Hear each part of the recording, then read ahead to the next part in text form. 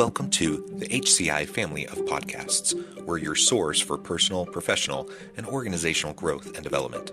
We share our own original research, explore industry trends, and interview executives and thought leaders from across the globe.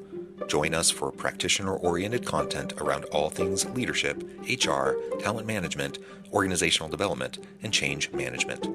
Maximize your personal and organizational potential with the HCI family of podcasts. Mike Schiller, welcome to the conversation today. Thanks, John. Happy to be here. It is a real pleasure to be with you. You're joining us from Dallas, Texas. I'm south of Salt Lake City in Utah. And today we're going to be talking about your new book, High Impact at Low Decibels, How Anxiety-Filled Introverts and Others Can Thrive in the Workplace. As we were talking in the pre-interview, just getting to know each other a little bit, I mentioned how much I just love the title of your book. I think it's super fun. It's always fascinating to me how people choose titles. This one's a super fun one. And I really like how you're focusing in on introverts. Obviously, your book's for anybody. It can apply to anybody, but particularly, for introverts, those who are a little bit more that direction on the spectrum of, where they get their energy, draw their energy from, or where they expend their energy from, right? I think sometimes we don't focus so much on those folks. And I tend to be on that side, and it is a spectrum. It's not either or. But, I think a lot of us, a good portion of the population, tend to be more that direction. And so it's really important to recognize as leaders what makes our people tick and what drives them and how they respond to different stimuli and all of that, right? So this is what we're going to be discussing and exploring together today. As we get started, I wanted to share Mike's bio with everybody. Mike Schiller has more than 30 years of experience at Fortune 500 companies, both as a technical expert and as an executive level leader, and most recently was vice president and chief information security officer at Texas Instruments. He is currently president of Onward Consulting, specializing in information security and audit consulting. Schiller is a graduate of Texas A&M University and has spent more than 20 years working in the IT audit and information security fields. He is an anxiety-filled introvert and enjoys helping others with similar challenges succeed. And you can go to his website to find more information. He'll tell you more about that later on in the episode. All right, Mike, great again to be with you.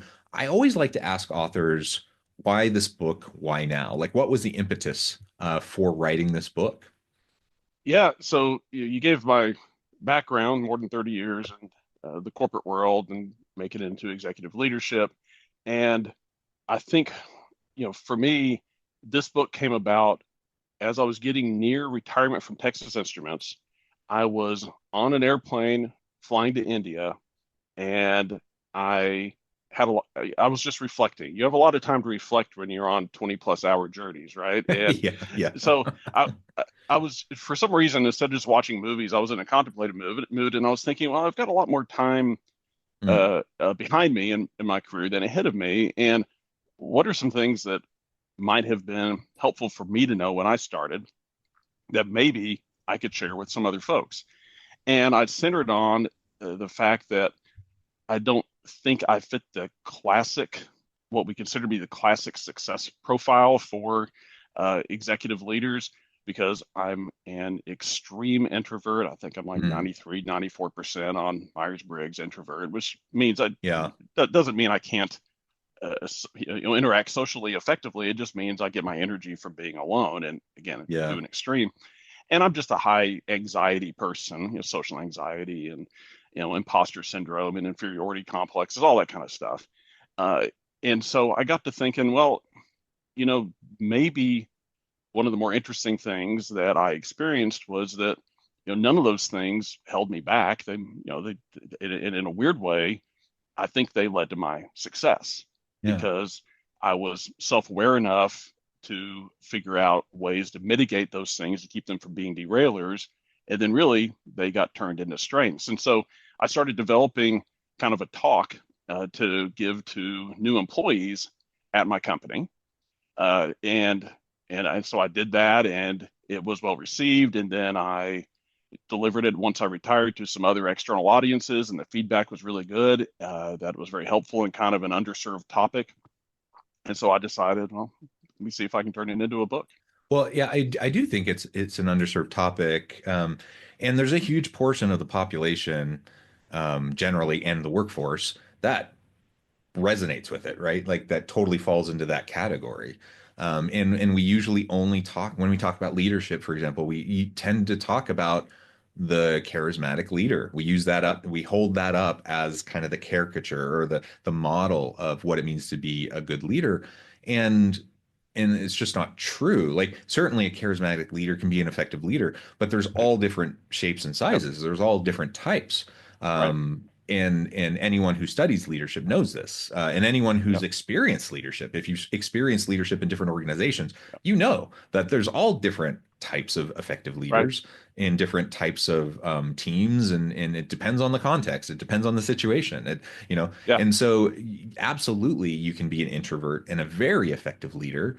Right. Um, you could be an introvert and a very ineffective leader. You could be a charismatic person and a very Right. effective leader or a very ineffective leader. It really has less to do with what your actual, personality style or introvert extrovert kind of dynamic is. It has more to Yeah. do with, like you said, are you self-aware? Do you understand what your strengths and Right. weaknesses are and how to leverage them? Do you know how to surround yourself with people who can complement Right. your strengths and weaknesses, to help you fill out your team Yeah. and fill the gaps or whatever? Like that's what matters, right? Yep. Yeah. No, I think that was all really well said, and I think we have a risk, especially those of us who don't fit what we think of as the classic profile of a successful person, and not just leaders, but a successful person. Yeah, Um, we can put these artificial limits on ourselves, and that's the yeah, problem. yeah, Because when I think of we were talking about leadership. When I think of a leader, I think about initially what comes to mind is like Captain Kirk, or Captain America. mm-hmm. These people are just so confident and bold and decisive, and they're so naturally gifted with people. And when I think of myself, I think maybe I'm closer to like Neville Longbottom, right? Or Eeyore or somebody. But And Neville was super important and he yeah, accomplished a that's right. lot. That's right. Absolutely. And Eeyore, he did some good things too, I suppose. You can put these artificial limits on yourself and think, well, I can't be as successful as that person because they don't have to deal with the things I do. They've never dealt with imposter syndrome or whatever. And but one of the first steps is just realizing it's not true. Yeah, that's an illusion because everybody has their own hangups. Maybe there's a very small percentage of the population who has no internal anxieties, no internal struggles, but they're pretty small. The rest of us, we all do. It's about being aware of them, mitigating them to the point that they're not derailers, and then figuring out how those things can be a strength. The segment of the population that doesn't have those things are narcissists and sociopaths. So we don't need to be those. Like everyone else does. Like That's right. everyone does. That's right. Right? Yeah. It's Yep. part of the human condition. So you can Exactly. just accept that and recognize it's part of what everyone deals with. Yep. Um, and we all have to wrestle with that. And we all sometimes feel imposter syndrome. We all feel Yep. insecure. We all Yep. feel like we're wading through in the dark, trying to figure things out. Right. That's life. That's the way it Yep. is. And even those charismatic people, who seem so confident and walk through life with great bravado, guess what? They're also insecure. They're also, that's Right. partly why they have so much bravado is because they're insecure, Yeah. Yeah. Yeah. So Compensating. Right. yeah, they're Yep. compensated. Yeah. So And yeah, it's really important to just recognize that. And yeah, guess what? We are all just trying to do the best we can. that's right. And again, the key is how do we how do we mitigate that? How do we keep that from derailing us? And uh, I mean, do you mind if I just dive in a little bit on that Yeah, please, imposter please. syndrome? Uh, so one of the things I used as far as structuring this topic in the book is this kind of three-step thing of wish versus reality, mitigation, and turning it into a strength. And so for each of these topics, you can kind of say, what do I wish was the case? And then what's the reality? And so, for example, I was with somebody with more than 30 years of experience and a pretty decent resume. My wish was to be able to walk into any situation and just be confident I'm going to be able to contribute and and do a great job in whatever the situation is. But the reality was the imposter syndrome. And I think everyone knows what imposter syndrome is, but that's the feeling that you're an imposter and you're going to be discovered as a fraud at any moment. Right? It's sort of you're not experiencing internally the success that you're actually objectively experiencing externally. So while I had this wish, the reality was I had very, very low self-confidence. And a lot of people are like that. And the problem with that is that can lead to a number of negative things. For example, the fear of making mistakes, Hmm. and so you don't take risks, and that can really limit your career. Or just that low self-confidence can be very limiting in your career. It can also lead to very um, poor response to feedback. Right? We all need feedback to be successful, to continuously improve. But that imposter syndrome can lead to you just spiraling into self-negativity, or sometimes being overly defensive when you hear feedback because you don't want to have made another mistake. So there's all kinds of things that could be derailers. And that's the reality, despite what my wish is. So you have to figure out, how do you mitigate it? And there are a number of steps. Obviously, we can't go into all of them, but a couple of examples. First and foremost is just an awareness that that imposter syndrome, that's your brain misbehaving. It's just Mm. awareness is the first step. It's your brain misbehaving. It's trying to convince you of something that's not true. Because you can objectively look back and see your successes, and we tend to dismiss those. But you have to you have to step back and say, what would I think if I saw someone else with this resume, right? And if you're objective, you're probably going to say, okay, I would maybe have a positive impression of this person. So the awareness is important, but obviously then you have to take steps. For a lot of us, it may sound trite, but the concept of self-talk, that is huge. Hmm. And that is something you can change. For me, the most common words out of my mouth are probably things like, I hate myself. I'm so Mm. stupid. I'm an idiot. I mean, those are the most natural things that flow out of my mouth. And also, my brain is just constantly playing this like greatest hits playlist of every mistake I ever made in my life, just constantly bombarding me with all these mistakes. And then you end up getting all caught up in, oh, why did I do that? Oh, what an idiot I was. That stuff does not put you in the right frame of mind to be successful. So you have to take steps to stop it. And those words that come out of, I'm so stupid, I hate myself, you can stop those words from coming out. That is a choice you can make, that those don't come out. The the bombardment in your head of, here's all the mistakes that I've made, that's harder because controlling the brain is tougher. But uh, I use the term changing the channel. When I'm being bombarded by these negative thoughts of things I've done, it's an awareness of, oh, this is not healthy. I'm going to change the channel. And Mm. it would be great to change the channel to some memory of some huge success I had, but you can't always come up with that in the moment. But you can change the channel to something that is at least neutral. Oh, hey, let me think about who I hope wins this season of Great British Baking Championship. Let me make a list of the last 10 World Series winners. You can just change the channel in your brain. I'm not going to think about that. I actually knock on my leg as like a physical mechanism, like, okay, I am I changing the was going to channel. ask about that. Like, because it's one thing to say I need to change the channel to be kind of mentally aware of that, Right, but that can be hard to do if you're in right, the rumination cycle. So you right. have like a physical mechanism of tapping on your leg. Are there Yep. other things that you would recommend, or is that just for everyone to kind of figure out for themselves? Yeah. Yeah. For me, it is how the physical can impact what's going on in your brain. And so whatever that mechanism is, what actually the most effective thing for me is the knock on my head, because that's where the thought is. It's like, Hmm. okay, we're changing the channel here. But if I'm in the middle of a meeting, that looks weird. If I start knocking on my head, but I can like tap on my leg, and Yeah. that can change the channel.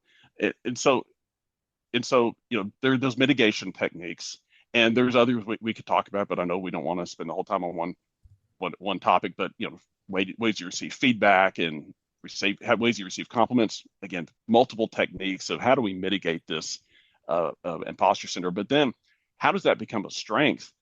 Well, once you've mitigated that tendency towards what you might call an inferiority complex, once you've mitigated that so that it's not derailing you and not created this complete lack of self-confidence, it can lead to a very healthy humility, which can be extremely valuable and if we've been talking about leaders, very valuable for leaders. Yeah. As somebody who was a, a, a naturally low confidence person, the good thing was once I again mitigated that from derailing me, I was never the leader who thought he was the smartest guy in the room and thought all ideas had to flow from him. In fact, I was the opposite. I wanted to hear everybody else's thoughts and opinions so that, Yeah, and yeah, that's terrible. Like we all have seen those types of leaders who are so arrogant, yes, they will not take input or they kind of pretend to take input, but they've yeah, really already made the yeah, decision. right, That's almost right, even worse. yep, And that's so toxic. It's so damaging. And so exactly, having the intellectual humility is so important, but sometimes it's a hard balance because on the one hand, are you yeah, lacking confidence? On the other hand, are you yeah, just having like intellectual humility and curiosity and are open to right, input, right? yeah. I, to put it in Star Trek terms, which is the best terms possible, I would say. It's kind of the Captain Kirk versus Captain Picard model. Hmm, Captain Kirk was he always had a decision. He knew exactly what to do, and he just made all these split-second decisions. Captain Picard, he always took all his staff into his ready room and asked for everyone's opinion and then tried yeah, to reach consensus and then made a decision. You can make an argument that Kirk was made for more exciting TV. I'd say Picard probably is more the style that I think is effective. But to your point, you still have to be balanced, right? As a leader, you're not going to be able to make every decision by consensus. You, and not every decision is appropriate to get input from everybody, right? There could be very yeah, sensitive topics, HR decisions, but where appropriate, I find the best, at least for me, the best process is to get input from the people who are going to be most closely impacted or involved with the decision so that you can make a more informed decision. But ultimately, you have to remember as a leader, it's up to you. You have to make the final call. You have to realize when you've gotten to the point of analysis paralysis, right? But getting that input and legitimately considering everybody's input uh, helps you not only reach a stronger, more informed decision, but you're going to have better buy-in from the team. And exactly. and going back to one of the things you said about the leader who takes input but ignores it, obviously, again, I think a strength if you're one of these people that's um, more lower confidence naturally, you're not going to take that approach. But one of the things that I think is important is if you're the leader in the room, you probably should give your opinion later in the discussion, right? Because Hmm. if you give it right away, you've already kind of blown it, right? Because a lot of people are going to feel like, okay, well, I don't want to disagree with the boss. So, that's just it. It's just a good trait, as far, in my opinion, as far as being able to sincerely get that input and consider it. Yeah, yeah, absolutely. So imposter syndrome, that's one of the important things that you highlight in your book. What are maybe one or two other aspects that you spend some time focusing on? Well, we talked about being an introvert, Mhm. and a lot of times that goes hand in hand with social anxiety.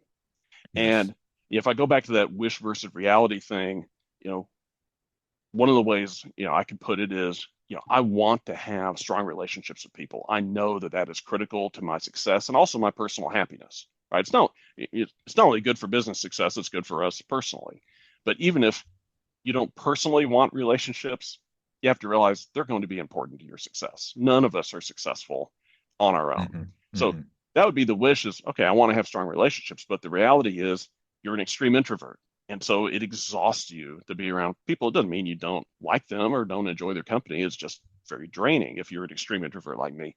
And also, if you have social anxiety like me, it can just be uh, it can just be super stressful. It could be a almost sometimes a panic-inducing event, right? So you're Hmm. trying to avoid it.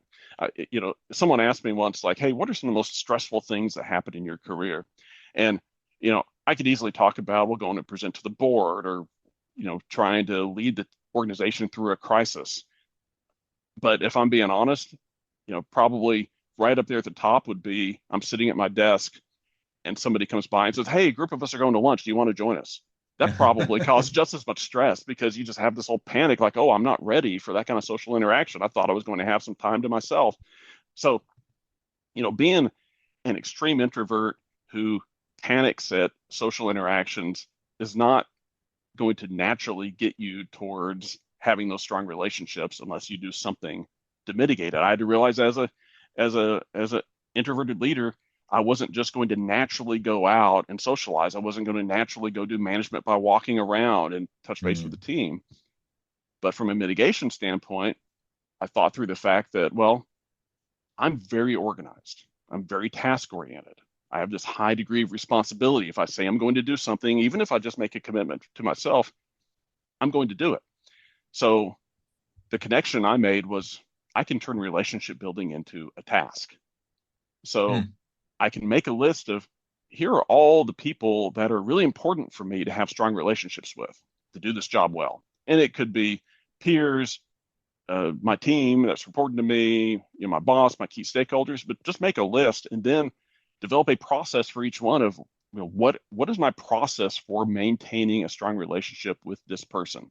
So it could be regular one-on-ones. It can be, regular lunches. It can be roundtables with segments of the team. It can be scheduling time for management by walking around on your calendar. You realizing you're not going to do it spontaneously, schedule it. Again, if you're a task-oriented, structured person, then it's like, oh, it's time for my management by walking around. I know for the next hour or 30 minutes or whatever, I'm going to be just walking around touching base with people. But now, since it's on my list of things to do, I'm going to go do it. So you can turn the relationship building into a task, and that helps you mitigate your kind of desire to maximize alone time. And if you're somebody who, another mitigation thing is if you're somebody who, again, wants to maybe reduce, those interactions because they're stressful or exhausting, you might have a tendency that even when you do meet with people to just try to get down to business. Like let's knock this out. Let's go through the agenda and let's be done because I want to go back to being alone. But the problem is if you're just call business all the time, you're not going to form those authentic relationships, and it's not going to be as fulfilling and enjoyable for you. Part of it is also just realizing even if you do have social anxiety, boy, relationships and real authentic friendships, they make such a difference in your life. So how do you mitigate that? Well, part of it, again, if you're a structured person, just have it in your head. You're not going to put it on paper. Have it in your head that part of the agenda for every discussion is the first few minutes you talk about anything but work. And I had a clock in my wall I could see, and I made sure we didn't start talking about the topic of the meeting. If it was like let's say it's a one-on-one, you know, first 5 minutes, maximum of 10 minutes, we're just going to talk about personal stuff, and then we move on.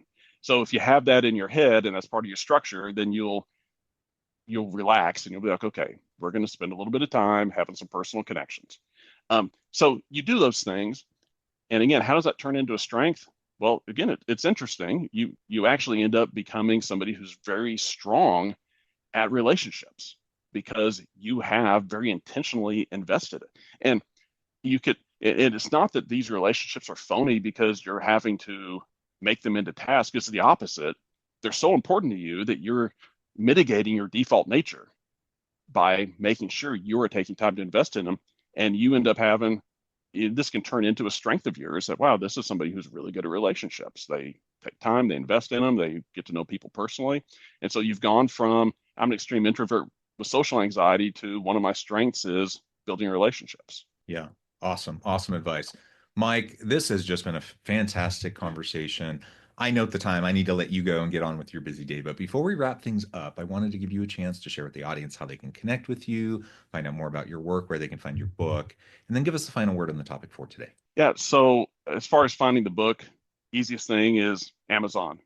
You can find the three editions. You've got the old-fashioned print edition. There's an ebook, and there is an audiobook. And I actually narrated the audiobook. So if you want to hear me talk in your ear for 4 hours, you can get the audiobook and hear it that way. And as far as connecting with me, the easiest thing is you can find me on LinkedIn. And as far as final words on the topic, I kind of go back to what I said at the beginning, you know, and we had a good discussion about it. Everybody, has their own inner challenges, right? So don't put artificial limits on yourself because you think, well, I'm an extreme introvert. I have social anxiety. I have a fear of public speaking. I have an issue with change. Whatever the thing might be, just be aware of it, mitigate it to the point where it's not a derailer, and then figure out how that could be a strength for you. Yeah, I love it. Mike, thank you so much. It's been a pleasure. I encourage the audience to reach out, to get connected, find out more about what Mike can do for you. Check out the book. And as always, I hope everyone can stay healthy and safe, that you can find meaning and purpose at work each and every day. And I hope you all have a great week.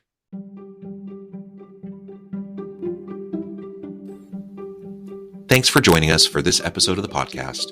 We hope you stay healthy and safe, and please join us again soon.